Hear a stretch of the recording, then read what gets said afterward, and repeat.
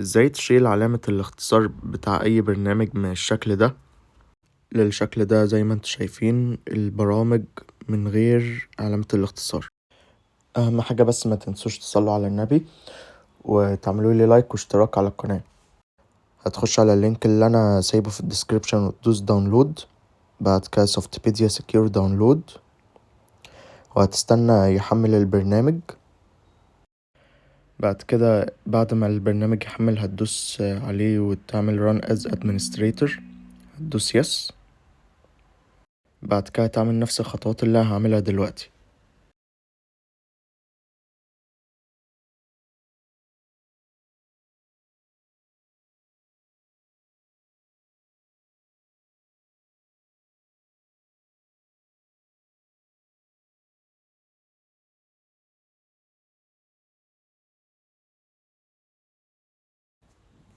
هنا هتعلم على أول حاجة بس، وبعد كده تدوس finish. هيظهر لك برنامج بالشكل ده. هو معلم لك على remove shortcut arrow icon، هتدوس apply وتدوس ok. زي ما انتوا شايفين دي النتيجة النهائية. البرامج اهي من غير علامة الاختصارات.